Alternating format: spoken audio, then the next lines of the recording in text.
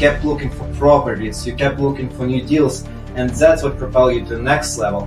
I guess it's all somewhat easy when it compares to me just trying to make a paycheck and risking my life potentially. I had extraordinary aspirations. I realized I need a better vehicle to get me to where I want to be financially. I realized I always had that in me, entrepreneurial spirit, and I found it through real estate.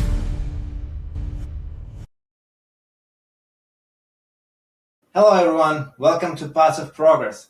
I'm your host Alex Kononov, and today I have a special guest who brings a unique perspective to the show.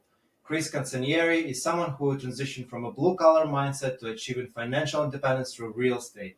With a background as a federal agent, a licensed stockbroker, and now a seasoned real estate investor managing $3.5 million in assets, Chris has an inspiring journey to share. Chris, welcome to the show. Hey Alex, thanks for the invite. Appreciate it. Of course, it's a pleasure having you. Let's start by giving our listeners a bit more context. Can you tell us more about your background and how your journey into real estate began?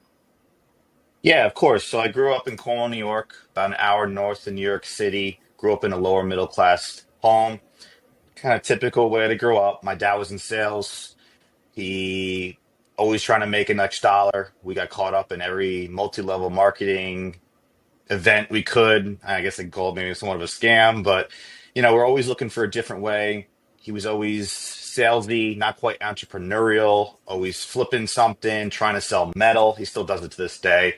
And I always had that entrepreneurial spirit, and I took some of the safe routes by becoming a federal employee, but that steady income really allowed me to take risk in other areas. And then eventually I stumbled upon real estate, and that was kind of my home. I realized I always had that in me, entrepreneurial spirit, and I found it through real estate.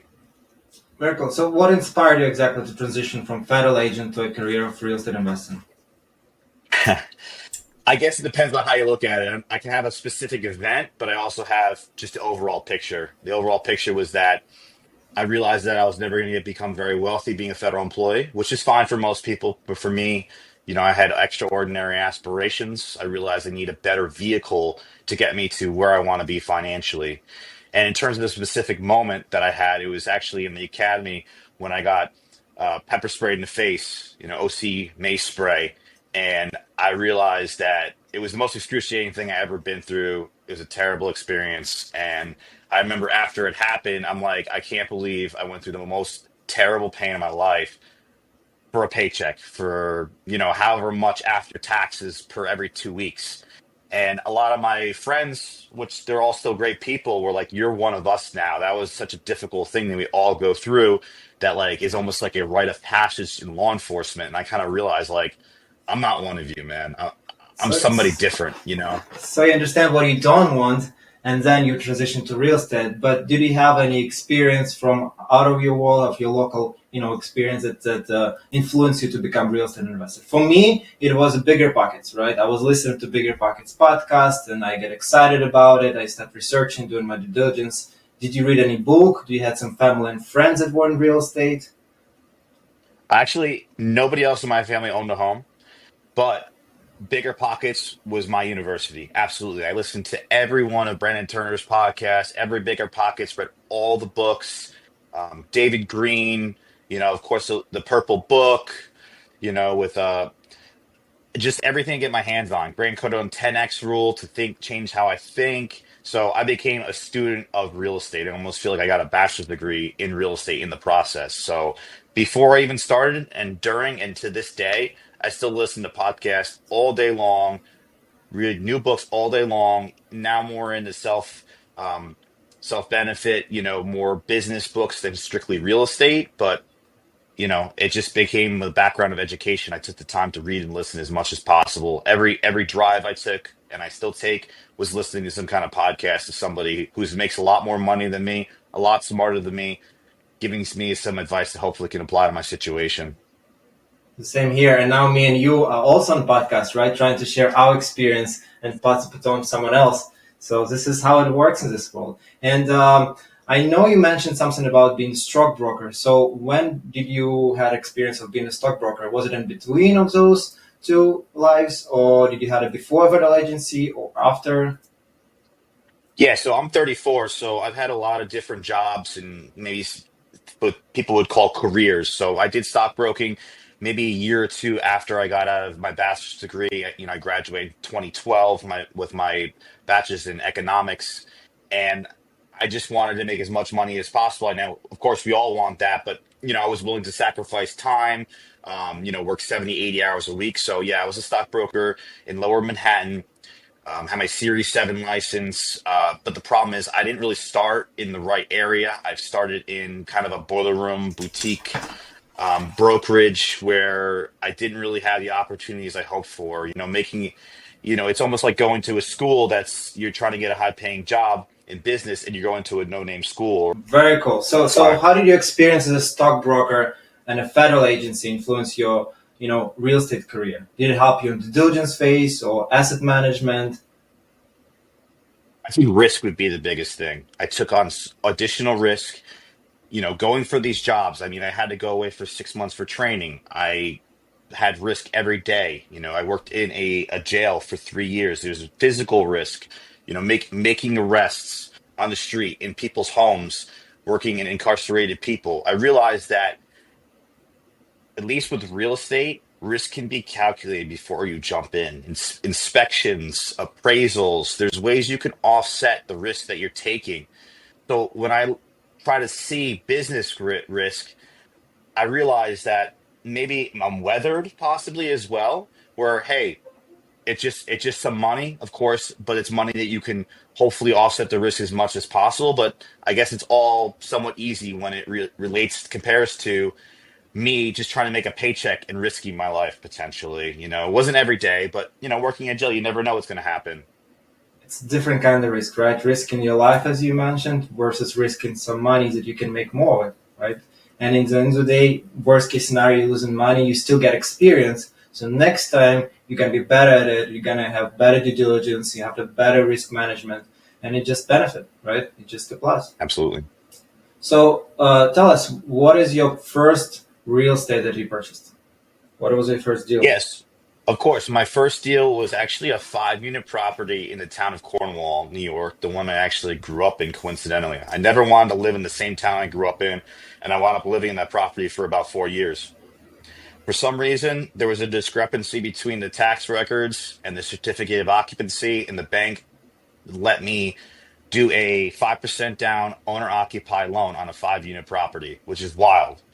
And it usually doesn't happen. Usually, you can only do that from 1 to 4 units. Somehow this Exactly. slipped through the cracks, but it made a big difference because that one extra unit was an extra $1,250 a month, which is crazy. And I basically started with the strategy of house hacking.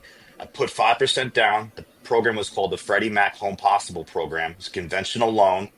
And I went apartment to apartment to apartment, live in renovating almost every unit in that home before I wound up moving out to my own home 4 years later. And in the process, took the gross monthly rental income for about 4 grand a month to 9,500 a month by just fixing it up myself. Now, I couldn't change a light bulb before I bought this house. I literally couldn't do any kind of home renovations. And I learned by just sitting there in my house in the evening, watching YouTube and also staring at a problem and figuring out how to do it. If I wanted to do something, I'd jump right into smash the wall down and just sit there at my kitchen table eating dinner. I'm like, how am I going to make that look nicer? And it took me forever, but eventually you figure it out. Well, so basically, you took a risk, right? And first, you asked the question if I can finance this in. As you mentioned, those loans I never heard of it, honestly, for commercial, as you mentioned. And you live in that property. First of all, for commercial, you're not supposed to live there, but this one was specifically catered for this kind of product from the bank. So the bank was okay with it. And I don't know about those loans. I own 7 unit and I own 6 unit. I own a couple of other multis, but usually the guidelines you can't live in those properties. It's an investment property, it's a commercial property, and specifically with such a low rates and minimal down payment. Usually it's 30% down, but you invested 5%. You live on the property, and it enabled you to progress and cut your costs for living, right? Living costs drastically. And now you live in the property, you DIY the whole renovation, and now you build in sweat equity. I love it, man. So what was the Absolutely. next step for you? Yeah, so the next step is I bought a 6 unit property in the town of Poughkeepsie. So, I was working full time at that time. I was saving a huge amount of money, living for free. I mean, just the rent alone, even when I moved in, covered my mortgage and then some. So even before I bought the house in Cornwall, I was living in an apartment in Jersey City for $500 a month. I was renting a room. That's where I met one of our mutual friends. And I just saved that first house. I saved out 35,000 cash to close. I just saved it. I was only making 50 grand a year, and I just basically had a 75% uh, a savings rate of my net income. So I kept saving because I was living for even cheaper than 500 bucks a month. I was living for zero. Of course, I was spending money on renovations, but still had a higher savings rate. It was a year or two when I was a federal employee. I was doing overtime, so I was making more money. Instead of like 50 grand, I was making 75, 80 grand maybe, working 50 hours a week. So I did that. Plus, which is kind of crazy, I also took a retirement loan. I had money that was going into my accounts, and I need extra cash to close on the 6 unit property. So I had the cash I had saved, and I took some early withdrawal from my 401k, not withdrawal, but a loan. And that was enough cash to close on my next deal, which was a 6 unit property about 40 minutes away from this one. I love it. So you took a whole different path than regular investors or real estate investors. Usually people start from 1 to 4 units, you jump right away to five, and then you didn't have money. You went creative. Now you go into your retirement. You're asking questions. You tap into your retirement account, and you was able to fund the whole operation for you moving forward to go to the next step. You didn't wait to build up again enough equity. Or you didn't wait to build up 20% equity. Or you didn't wait to build up your war chest to buy another property. You just look what else is accessible for you. You kept looking for properties. You kept looking for new deals, and that's what propelled you to the next level. So now you're on 5 unit and 6 unit, right? 11 units. In what time lapses? What a time frame it is? So I first bought the first property in 2019. I believe I bought the next property about a year-ish later. So it took about a year, maybe a year and a couple months to save up enough money and to jump on the other property. Now, mind you, that property was in really rough shape. It had every unit need complete renovation, which I did almost completely myself after learning the skills of renovation from fixing my house in Cornwall, my original house. But I mean, that still worked out amazing. It was 277,000 for 6 units, right on a creek, very nice area, and it's worth triple that now after all that sweat So equity. so how did you finance that? Did you pay cash for that property, or you were able to find a bank who financed it for you? Yeah, I actually did I believe a DSCR loan with a hard money lender is how I did it. So, so basically a uh, long-term loan from a short-term lender, and I had to put, I believe, 25% down on that one Okay, and for our because it was listeners, rough. So a traditional lender wouldn't have financed it. absolutely. So you couldn't finance it traditionally. So you went to hard money lenders, and hard money lenders for our listeners, it's a short-term period of financing with a high percentage, right, interest rate, but it gives you some flexibility. You can get it for a year, for half a year, for 2 years, and then it enables you to fix a property and then go through refinancing cycle. So how much was your interest rate on that deal? I think it was probably 6.5% back then, which most likely would be a lot more. And again, this wasn't a hard money loan. This was a DSCR or a more long-term loan that's provided by a hard money lender. So it wasn't Got it. a fix and flip loan. It was more a um, long-term loan, but with a traditional lender that's a fix and flip. I mean, if you talk to any lender, they most likely Love it. have many different products. A broker has all different products depending on your situation. A good one, everything. I'm sure a lot of these have 5 to 15 units or bigger. They have flips. They have uh, construction. So it just depends. You want to find the property and the strategy, and then match the kind of lending product and what you're doing. So let's rewind it. So for our listeners, what is this DSCR loan? Can you expand this topic a little bit? What does it mean? What kind of guidelines there are? Sure. So again, I'm not a complete expert on it. You should definitely talk to a broker or a banker on it. But from my understanding, it's a debt service coverage ratio. It really has to do with the amount of debt you take on, I believe, monthly versus the amount of income for the property. And So they really want to make sure that the property financially supports the debt that you take on. the property. Just Absolutely. it's a simple way to look at It's it. debt service. So you have service debt. So you need to make specific ratio that okay for the bank for them to give you a loan. So usually it's 1.2, 1.3. So you have to make 1.2, multiplier towards your income, right? So and that's what gives you the Absolutely. loan. So, but this is a great rate, 6.5. I never heard of it. But for commercial DSCR for this, especially for the short term, it's a real tough product to find, especially nowadays. And for our listeners, if we're talking about hard money loans, those are usually in the range of 10 to 12%, right? Those are really aggressive loans if you cannot find any other financing, but still there is an option for that. And I'm sure if worst case scenario, Chris, you didn't have this DSCR loan, you would go for hard money lenders to shark loans, and you'll be able still to do this deal. So this business is about more about solutions, right? If there's a problem, you have to find a solution and have to find a solution around it to make it happen. And it's all about the numbers. And I'm sure that helped you being a stockbroker. You should be great with numbers, and I can see from your portfolio that you're doing a great job. So, Chris, tell me, what does your portfolio look like today, and how many units do you have? Sure. I currently have 18 units right now. They're all small multifamilies, five, six duplex around my area. And that's what I've been holding for maybe the past year or two. I'm currently in contract for another 5 unit, an 8 unit, and another single family right next to my current rentals. So I'm hoping to expand a good amount in 2025. But right now, the 18 units, everything's occupied, everything's status quo. It's nice. It's honestly, I did most of the hard work up front. I'd mentioned how I purchased those. I can go through the stories of the other ones. But it took time to stabilize it, but right now it's bringing grossing 31,000 a month. My mortgage and taxes and insurance are much less than that, so it's become a very profitable portfolio. And now it's stabilized, it's somewhat not quite autopilot. There's always issues and turnovers and stuff, but usually it's pretty small and it can all be figured out with some good contractors and good realtors. So 18 units, and you self-managing the whole portfolio, right? I am, yes. Perfect. So listen, it's a great path. You're saving a lot of money on a property management. Usually it's a 10%. So you just enables you save even more money so you can pursue more avenues and get more properties under your belt. And tell us, how's your management going for you? Do you like managing properties? What challenges do you have?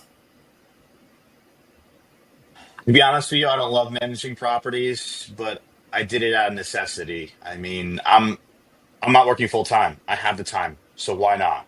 And I have some good help.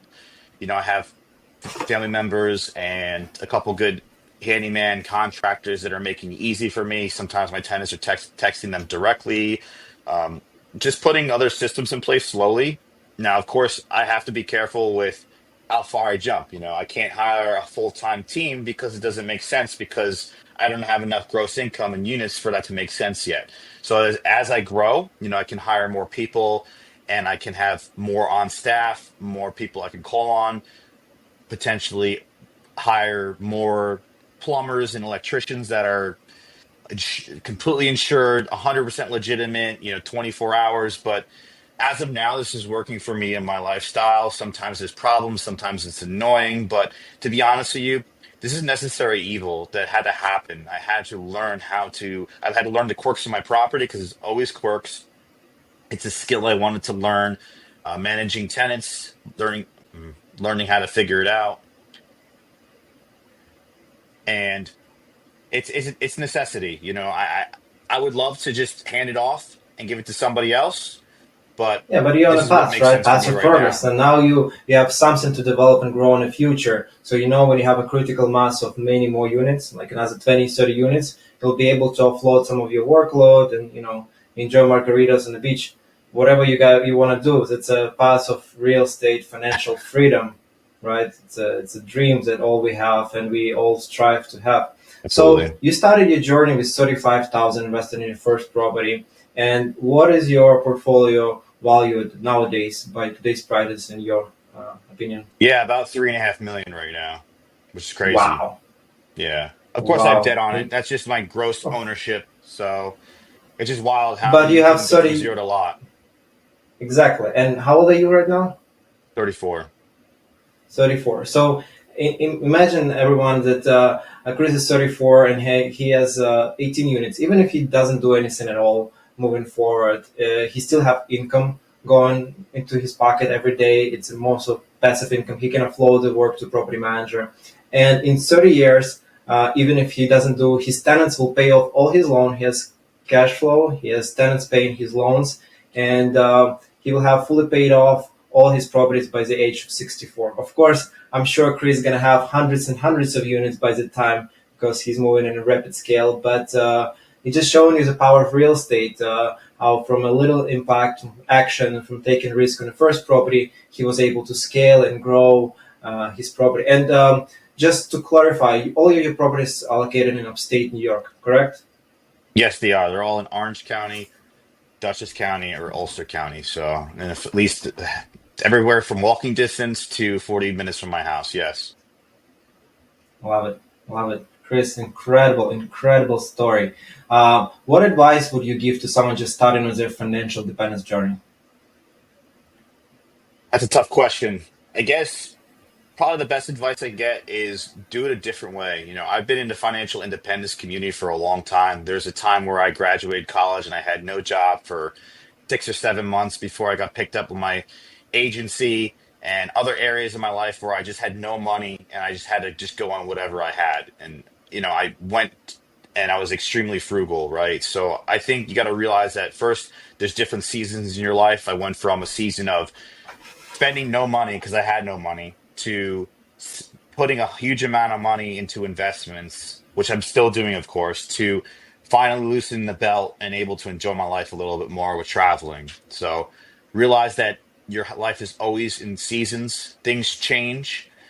And also another tip is, or what I would do is do things a completely different way than everyone else. I mean, I guess I would consider myself at least in the top 1% or more for my age. That's because I did things that most people wouldn't do. I did things completely against the grain. I mean, when people said you're leaving federal employment, what are you crazy? And luckily, I have a lot of support from friends and family that are close to me, but I'm sure others looked at me like I'm nuts. But I was always seeking an extraordinary life, and in order to get an extraordinary life, you got to live and have behavior and actions extraordinary. So, I was all about the 4% safe withdrawal rate, S&P 500 and chill, and that's fine.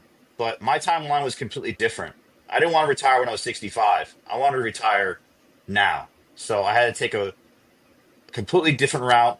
I had to do something in business, something in real estate to really accelerate my timeline. And, it's higher risk, but also high reward. I realized that I could have took little risk and wound up never achieving my goal, or take a lot of risk and even just having a chance to achieve my goal. So even a small chance was a lot better than almost no chance. Yeah. And you mentioned you're 34 right now. So at what age did you achieve actually the financial independence? Uh, Probably like 31, 32. Yeah. Incredible. So you live stress free since then, huh? Just managing the properties and travel the world? Nothing's ever stress free. I mean, it's just weird how Of you course. adapt to it. You can be making a huge amount of money. You can always just stress about something, but life's definitely a lot better. I have a lot more autonomy out of my time. Of course, you have to be very self motivated. Some people, hey, if you didn't have to go to work, some people just stay in bed. But I work significantly harder than I used to, but for myself. So it's great. No, yeah, for sure. And your vision for your future enabled you to travel the world. I've heard you're a passionate traveler and you traveled to 20 countries so far and 10 national parks. So I love that this journey enabled you to do this kind of things. And how did you envision that in the past? Did you picture that when you were a federal agent, or is it something that you came up on the way on your journey? Yeah, so one great thing about when I was working in federal law enforcement is I was able to travel a little bit. I never left the country until I think I was 27 or 28 was for my job. And the first place out of the country was China. So it was 0 to 100 super quick. So luckily, I kind of started traveling in a somewhat secure government government given way, on an official trip passport. So I kind of jumped in that way. And then I loved it. I knew I always wanted to travel. I didn't have money when I was in college. A lot of my friends, they went on study abroads, and I couldn't even come up with a grand or two to do it, even though it wasn't that expensive.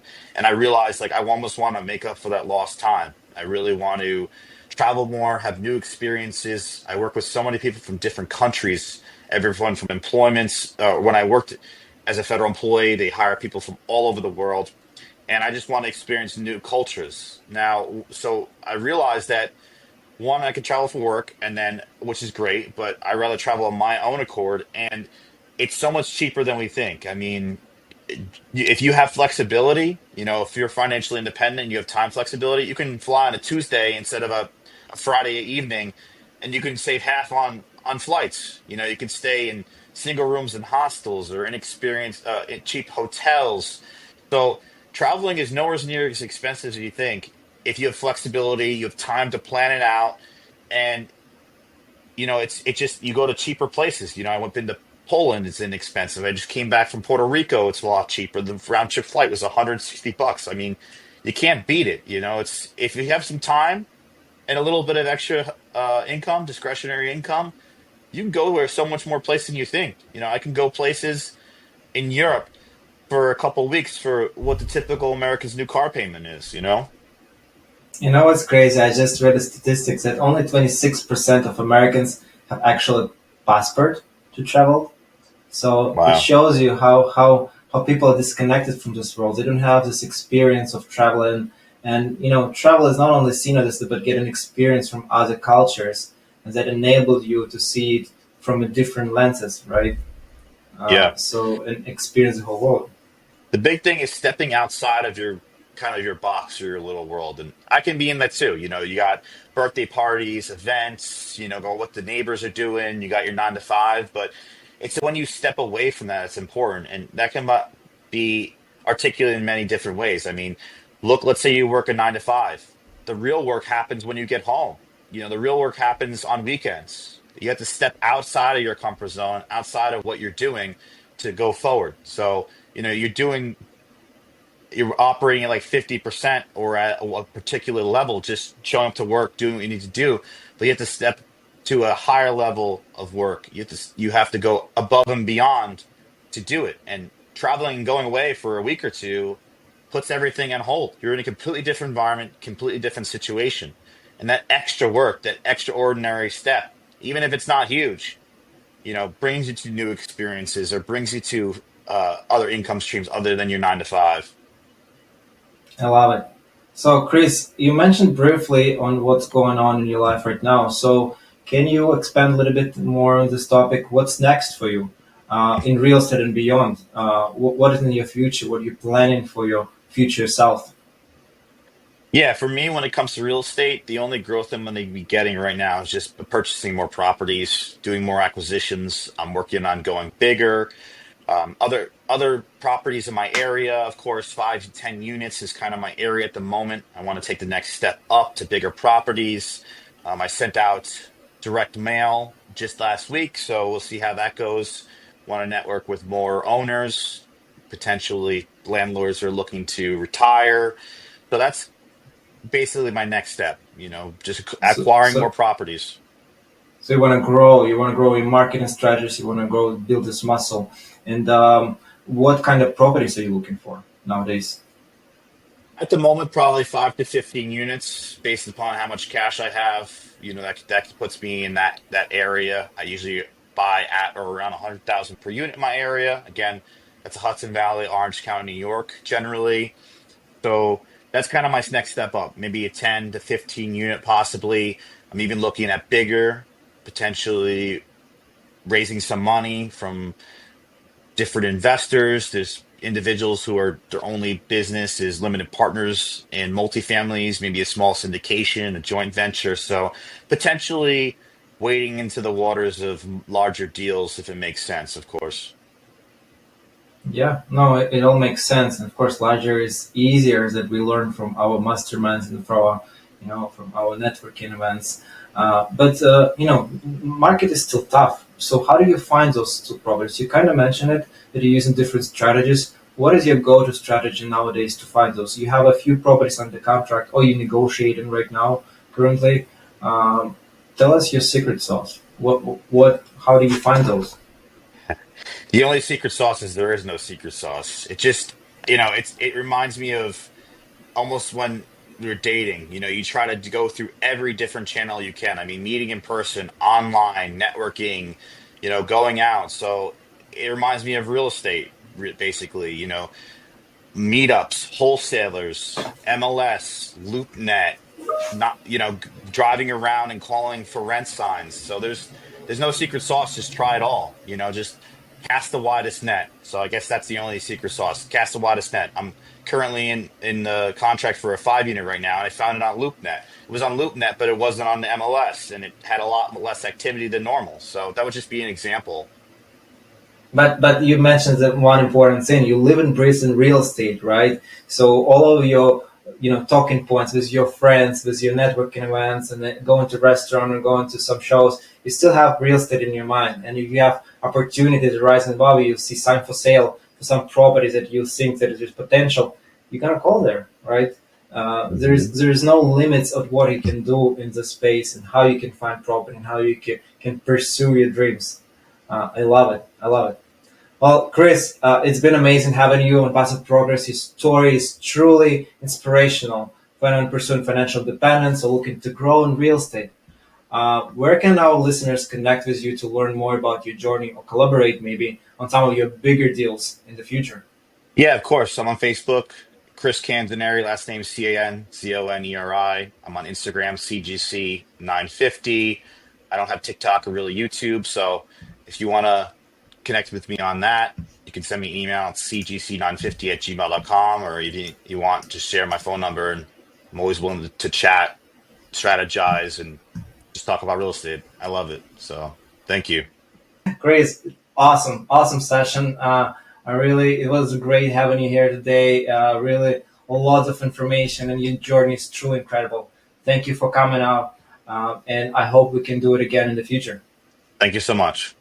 Thank you. Okay, bye, Chris. To all of our listeners, thank you for tuning in. Don't forget to smash that like and subscribe button. Stay tuned for more inspiring conversation, and as always, keep pushing forward. See you next time.